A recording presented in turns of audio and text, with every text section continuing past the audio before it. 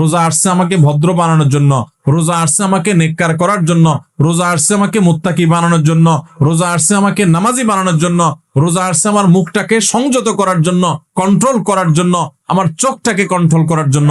আমি হারাম জিনিস দেখবো না, খারাপ জিনিস দেখবো না। রোজা আসছে আমাকে ট্রেনিং দেওয়ার জন্য। এই শিক্ষা যদি রমজানের রোজা থেকে আপনি নিতে পারেন, আর রমজান মাস শেষে আপনি যদি চোখে আঙ্গুল দিয়ে দেখাতে পারেন, নিজের বিবেকের কাছে উত্তর দিতে পারেন যে রোজার মাস রোজা রেখে, রমজান মাস আমি সিয়াম সাধনা করে, তাকুয়া চর্চা করে আমি অমুক বদভ্যাস ছাড়ছি, অমুক খারাপ কাজ ছাড়ছি, অমুক ভালো কাজটা ধরছি, আগে নামাজ নিয়মিত পড়তাম না, এখন 5 ওয়াক্ত নামাজ শুরু করছি। যদি রমজানের পরেও এগুলো আপনি ধরে রাখতে পারেন, তাহলে আপনি আল্লাহর শুকর আদায় করবেন যে আপনার রোজা আল্লাহর কাছে কবুল হয়েছে। রমজান হলো ইমানদারের আমল এবং ইবাদতের বসন্তকাল। বছরের 11 মাস আমাদের যে ইবাদত বন্দেগীতে ত্রুটি থাকে, বিচ্যুতি থাকে, যে পরিমাণ ঘাটতি থাকে, সে সকল ত্রুটি, বিচ্যুতি এবং ঘাটতিগুলো পূরণ করার এক সুবর্ণ সুযোগের নাম হলো রমজান মাস। একজন ব্যবসায়ী যেরকম তার ব্যবসার সারা বছরের ঘাটতি পোষায় নিতে পারেন সৃজনের ব্যবসা দিয়া, ইমানদার তার 11 মাসের ইবাদত বন্দেগী, আখিরাতের পথে যাত্রার যে পাথেয় সংগ্রহ করা, সেই সংগ্রহ করার বিষয়ে যে তার ঘাটতি থাকে, ত্রুটি থাকে, বিচ্যুতি থাকে, সেটা তার পোষানোর সুযোগ আসে রমজান মাসে। আমরা বেশিরভাগ মানুষ সারা জীবন রমজান মাসে রোজা রাখি। অনেকে আছেন বয়স এখন 40, 50, 60 বছর পর্যন্ত হয়ে গেছে, প্রতি বছরই মাশাআল্লাহ রোজা রাখেন। রোজা কেন রাখেন সেই উদ্দেশ্যই জানেন না। তাহলে কিভাবে আপনার রোজার উদ্দেশ্য আপনি সফল কাম হতে পারবেন? আপনি কেন রোজা রাখেন সেটাই যদি না জানেন, তো এই রোজা আপনার কি কাজে আসবে? আল্লাহ সুবহানাহু ওয়া তাআলা কোরআনে কারীমে বলেছেন, কুতিবা আলাইকুমুস সিয়াম, তোমাদের উপরে রমজানের রোজা ফরজ করা হয়েছে। কামা কুতিবা আলাল্লাযীনা মিন ক্বাবলিকুম, যেমন তোমাদের পূর্বে যত জাতি এসেছে পৃথিবীতে সবার উপরে রমজানের রোজা ফরজ করা হয়েছিল। তো একইভাবে তোমাদের উপরে রোজা ফরজ করা হয়েছে। সবার উপরে রোজা ছিল আর তোমাদের উপরেও রোজা ফরজ করা হয়েছে। তে রোজা কেন ফরজ করা হয়েছে? লাআল্লাকুম তাত্তাকুন, আশা করা যায় এই সম্ভাবনা তৈরি হবে যে রোজা রাখলে তোমরা তাকওয়া অর্জন করতে পারবা, মুত্তাকি হতে পারবা। তাকওয়া অর্জন করা আর মুত্তাকি হওয়ার মানে হলো আল্লাহর ভয় থেকে, আল্লাহর প্রতি শ্রদ্ধা থেকে, আল্লাহর সকল আদেশ নিষেধগুলো মেনে চলা, এর নাম হলো তাকওয়া। তাকওয়া হলো কি? আল্লাহর ভয়ে, যে আল্লাহর সামনে দাঁড়াতে হবে, আল্লাহর সমস্ত আদেশ নিষেধ আমাকে মেনে চলতে হবে, সেই চেতনা থেকে আল্লাহর সমস্ত আদেশ, সকল নিষেধগুলো থেকে বেঁচে থাকা, সকল আদেশগুলো মেনে চলা আর সকল নিষেধ থেকে বেঁচে থাকা, এর নাম কি? তাকওয়া। রমজানে আমরা রোজা রাখি মূলত এই তাকওয়া অর্জন করার জন্য। তাকওয়া শিখায় আমাদেরকে রোজা। এখন প্রশ্ন উঠতে পারে যে রমজানের রোজা কিভাবে আমাদেরকে তাকওয়া শিখায়? রোজার একটা নিকটবর্তী উদ্দেশ্য আছে, আরেকটা আছে দূরবর্তী উদ্দেশ্য। আমরা অনেক কাজ করি যে কাজগুলোর একটা প্রাথমিক উদ্দেশ্য থাকে, আরেকটা থাকে চূড়ান্ত উদ্দেশ্য। যেমন আপনি এখান থেকে রিকশায় উঠেছেন, রিকশায় উঠে আপনি মেইন রোডে যাবেন, বাড্ডা যাবেন, আফতাবনগর গেইটে যাবেন, রিকশা উঠেছেন।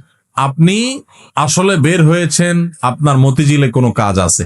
তো আপনি যে রিকশায় উঠছেন, আপনাকে কেউ যদি জিজ্ঞাসা করে কই যাচ্ছেন, তখন এটার 2টা উত্তর হতে পারে। একটা হতে পারে ভাই রিকশা চড়ছি, রিকশায় করে আফতাবনগর যাব, বা রিকশায় করে বাড্ডা পর্যন্ত যাব। আরেকটা উত্তর হতে পারে ভাই মতিঝিল যাব, কারণ মতিঝিলে আপনি যাবেন, ওইটাই মূল উদ্দেশ্য। তো মতিঝিল গেলেও রিকশায় তো আর মতিঝিল যাবেন না, রিকশায় আপনি মেইন রোড পর্যন্ত যাবেন, এরপরে বাসে, সিএনজিতে করে আপনি বা অন্য কোনো কিছুতে করে আপনি মতিঝিল যাবেন। তো এই যে রিকশায় করে আপনি প্রথমে একটা জায়গায় যাবেন, এরপরে আরেকটা গাড়িতে করে আপনি আপনার মূল জায়গায় যাবেন। এই মূল জায়গায় যাওয়াটা হলো চূড়ান্ত লক্ষ্য, আসল উদ্দেশ্য, শেষ উদ্দেশ্য। আর প্রাথমিক উদ্দেশ্য হলো ওই যে মেইন রোড পর্যন্ত যাওয়া। ঠিক একইভাবে রমজানের রোজার 2টা উদ্দেশ্য আছে। কয়টা উদ্দেশ্য আছে? 2টা। একটা হলো প্রাথমিক উদ্দেশ্য, আরেকটা হলো ফাইনাল উদ্দেশ্য। প্রাথমিক টার্গেট, প্রাথমিক লক্ষ্য হলো রমজানের রোজার, এর মাধ্যমে আমরা তাকওয়া অর্জন করব, মুত্তাকি হইতে পারবো। আর রোজার শেষ টার্গেট, চূড়ান্ত লক্ষ্য এবং যেখানে শেষ পর্যন্ত যেতে চাই, ওই যে শেষ গন্তব্য যেরকম মতিঝিল যাওয়া, এরকম রোজার শেষ গন্তব্য হলো আল্লাহকে সন্তুষ্ট করে জান্নাতে যাও। এইটা হলো রোজার শেষ উদ্দেশ্য, ফাইনাল উদ্দেশ্য। এখন প্রাথমিক উদ্দেশ্যটা যদি আপনি অর্জন করতে না পারেন, তাহলে ফাইনাল উদ্দেশ্যে কখনো আপনি যেতে পারবেন? আপনার মতিঝিলে যেতে হলে আপনাকে মেইন রোড পর্যন্ত আগে মেইন রোড পর্যন্ত যদি আপনি যেতে না পারেন তাহলে মতিঝিলে যেতে পারবেন। ঠিক একইভাবে রমজানের রোজা থেকে আগে আপনাকে মুত্তাকি হইতে হবে, আগে তাকওয়া অর্জন করতে হবে। রোজা রাখছেন, মুত্তাকি হইতে পারেন নাই, রোজা রাখছেন, তাকওয়া অর্জন করতে পারেন নাই, তাহলে আপনার ওই মেইন রোড পর্যন্ত যাওয়া হয় নাই। অতএব মতিঝিল পর্যন্ত যাওয়া অর্থাৎ জান্নাত পর্যন্ত যাওয়া, আল্লাহর সন্তুষ্টি লাভ, সেটাও অর্জন হবে না। আমি কি বুঝাইতে পারছি ভাইরা আমার? তাহলে এই যে রমজান আসছে, রোজা আসছে, প্রতি বছরই তো আমরা আলহামদুলিল্লাহ বেশিরভাগ মানুষই তো রোজা রাখি। আমাদের নিজেদেরকে জিজ্ঞাসা করতে হবে, রোজার যে প্রাথমিক উদ্দেশ্য আছে সেটা আমি হাসিল করতে পারলাম কি পারলাম না। যদি আমি রোজার প্রাথমিক উদ্দেশ্য হাসিল করতে না পারি, তাহলে রোজার আসল উদ্দেশ্য যে আল্লাহকে খুশি করে জান্নাতে যাওয়া, সেটা কোনোদিনই অর্জন হবে না। এবার তাহলে আমাদের হিসাব মিলাইতে হবে যে রোজা রাখার পর আমি মুত্তাকি হইতে পারছি কিনা। আসেন একটু আমরা হিসাব মেলানোর চেষ্টা করি ভাইরা আমার।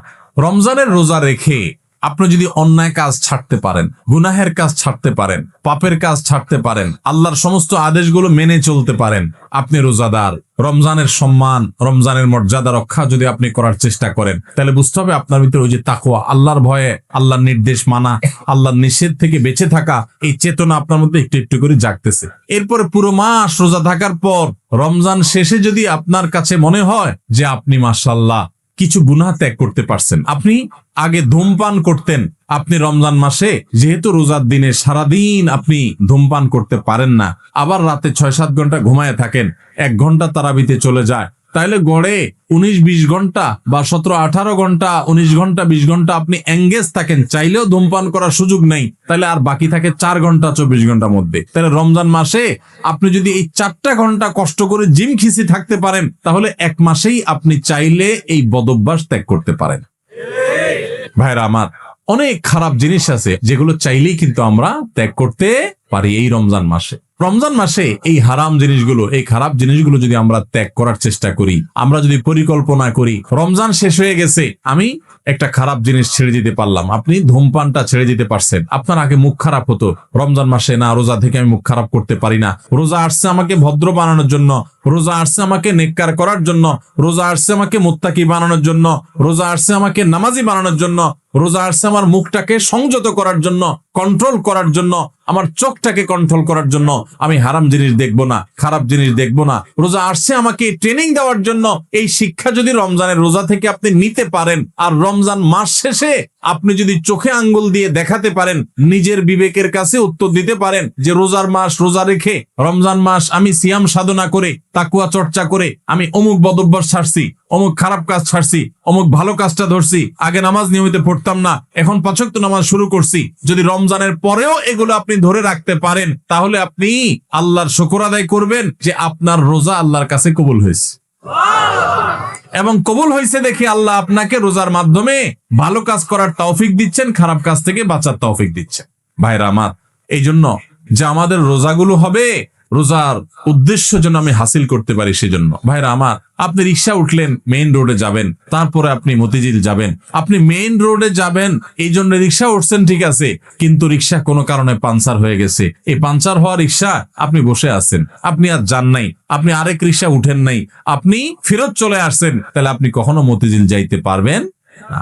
রমজান মাসে রোজা রাখার পর একটা গুনাহ হয়ে গেছে, এটা হলো চাকা পাঞ্চার হওয়ার মতো, সামনে আগাইতে পারলেন না। তাকওয়া চর্চা করার কথা, গুনাহ এবং হারাম কাজ ছাড়ার কথা, বদভ্যাস ত্যাগ করার কথা, কিন্তু আপনার ত্যাগ করতে পারেন নাই, তাহলে আপনি ওই যে চাকা পাঞ্চার হয়ে যাওয়ার মতো থেমে থাকবেন না, আরো সামনে অগ্রসর হবেন, আরো শক্তিশালী ভাবে অগ্রসর হবেন।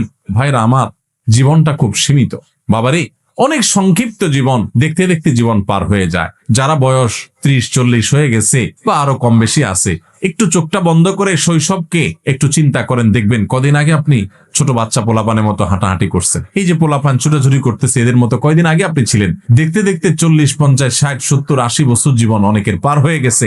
বাকি যে কয় বছর আছে এটাও দেখতে দেখতে চলে যাবে।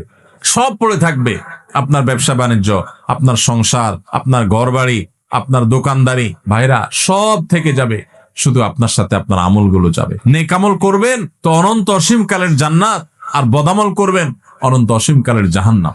ভাইরা আমার, সেজন্য রমজান আসছে আমাদেরকে পরিশুদ্ধ করার জন্য, আমাদের মুত্তাকি বানানোর জন্য। মুত্তাকি হব তো ইনশাআল্লাহ, হারাম কাজ ছাড়বো তো ইনশাআল্লাহ।